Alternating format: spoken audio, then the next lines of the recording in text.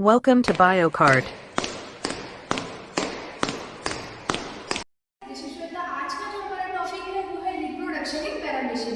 तो हम लोग स्टार्ट करते हैं रिप्रोडक्शन के प्रोसेस के बारे में। पैरामीशियम में हम लोग सबसे पहले जो पढ़ेंगे वो है बायोडिफिजन, जो कि पैरामीशियम में रिप्रोडक्शन का एक मेथड होता है। तो हम लोग अगर देखें कि हमारा पैरामीशियम का स्ट्रक्चर बना हुआ है, पैरामीशियम के स्ट्रक्चर में हम लोग पहले उसका एक्सटर्नल फीचर हम प्रीवियस वीडियो में आपको पढ़ा चुके हैं, जिसमें कि हमने आपको पहले बताया था यहाँ जो सेंटर में प्रेजेंट है इसके पास दो न्यूक्लियस होता है, जिसमें बड़ा वाले को कहते हैं मैक्रोन्यूक्लियस, छोटे वाले को कहते हैं हम लोग माइक्रोन्यूक्लियस। यहाँ पर ग्रुप लाइक स्ट्रक्चर होता है। ग्रुप मतलब होता है खांचा, खांचा जैसे दिखने वाला स्ट्रक्चर होता है जिसे हम लोग बोलते हैं ओरल ग्रुप। अभी ये एक सिंगल पैरामीशियम का स्ट्रक्चर है। जब हमारा रिप्रोडक्शन होगा तो इससे 2 डॉटर पैरामीशियम का प्रोडक्शन हो जाएगा। तो अगर हम लोग देखेंगे ओरल ग्रुप में नीचे जो और ऊपर स्टार शेप का स्ट्रक्चर आपको दिखाई दे रहा है, ये हमारा कॉन्ट्रैक्टाइल वैक्यूल है, जिसमें बीच वाला ये कॉन्ट्रैक्टाइल वैक्यूल है और जो साइड में ये हमारे रेडियल कैनाल है। एक कॉन्ट्रैक्टाइल वैक्यूल के पास लगभग 8 से 10 रेडियल कैनाल प्रेजेंट होते हैं। तो अगर पैरामीशियम की बॉडी में कॉन्ट्रैक्टाइल वैक्यूल की बात करें तो हमारा 2 कॉन्ट्रैक्टाइल वैक्यूल होता है, एक एंटीरियर पोर्शन पे जिसको हम एंटीरियर कॉन्ट्रैक्टाइल वैक्यूल कहते हैं, एक पोस्टीरियर पोर्शन पे जिसको पोस्टीरियर कॉन्ट्रैक्टाइल वैक्यूल कहते हैं। स्टार्ट करते हैं इनके डिवीजन की बात करें अगर हम लोग, तो सबसे पहले जो मैक्रो और माइक्रो न्यूक्लियस होता है वो आपका डिवाइड होगा। एक हल्का सा इसमें स्ट्रेचेबिलिटी होगी और ये दोनों साइड में एक ऊपर की साइड डिवाइड होकर नीचे जाएगा और एक पार्ट नीचे की साइड आ जाएगा। तो यहाँ पर अगर हम नेक्स्ट स्टेप में देखें तो मैक्रो न्यूक्लियस जो है वो डिवाइड हो रहा है, माइक्रो न्यूक्लियस भी उसी टाइम पे एमाइटोटिकली डिवीजन कर रहा है।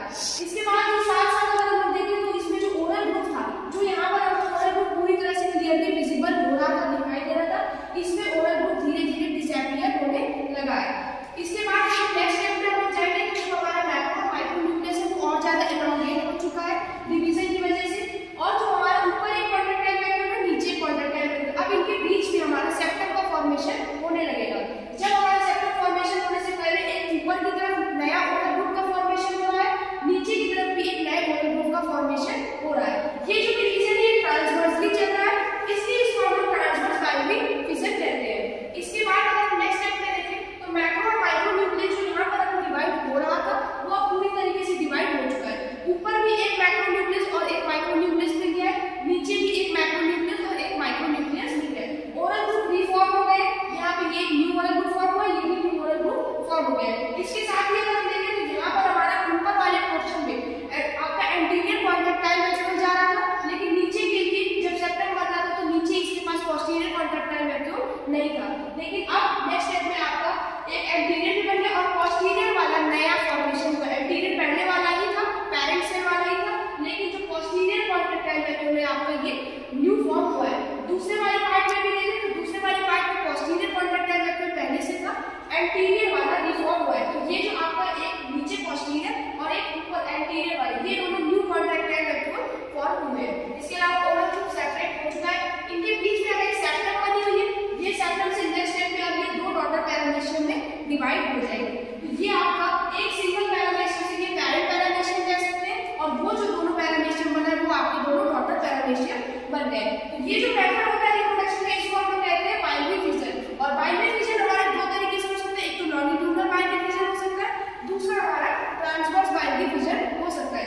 क्योंकि हमारा इस प्लेन में डिवीजन हो रहा है, जो पैरामीशियम का अगर आप समझ देखें तो इसकी जो डिवीजन हो रही है इस प्लेन में हो रही है, इस प्लेन में डिवीजन जब होता है तब हम उसको कहते हैं ट्रांसवर्स बाइनरी फिजन।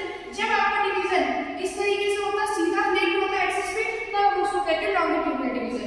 फिलहाल हमारा जो पैरामीशियम में डिवीजन हो रहा है वो ट्रांसवर्स बाइनरी फिजन हो रहा है, और transverse binary fission asexual mode of reproduction में आता है। तो ये था हमारा रिप्रोडक्शन इन पैरामीशियम का असेक्सुअल मोड। नेक्स्ट वीडियो में हम लोग इसके कॉन्जुगेशन का प्रोसेस देखेंगे। Thank you. अगर आपको वीडियो अच्छी लगी तो लाइक कर दीजिएगा, सब्सक्राइब कर दीजिएगा और बेल आइकन